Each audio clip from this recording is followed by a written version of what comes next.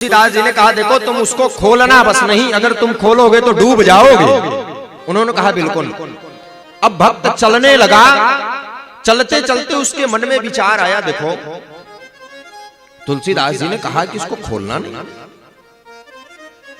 ऐसा इसमें क्या है जो हमको बोला गया कि खोलना नहीं।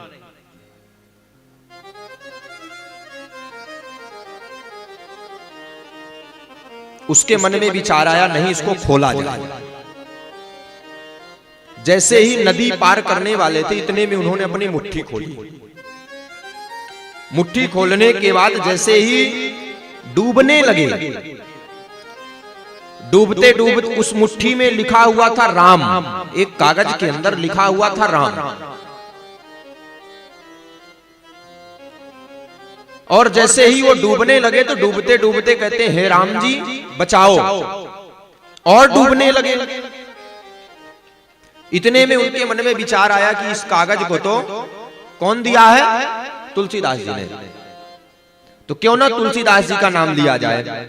इतने में कहते हैं गोस्वामी तुलसीदास जी के राम जी हमको बचाओ। इतने में वो ऊपर आ गए।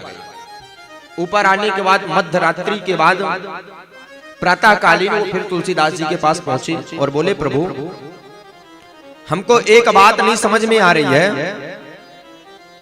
कि कल आपने मना किया था कि मुट्ठी नहीं खोलना, हमने खोल दिया था और हमने कहा राम जी आप बचाओ, तो राम जी नहीं बचाए। लेकिन अगर जैसे ही हमने कहा कि गोस्वामी तुलसीदास जी के राम जी हमको बचाओ तो हमको बचा लिए, इसमें फर्क क्या है?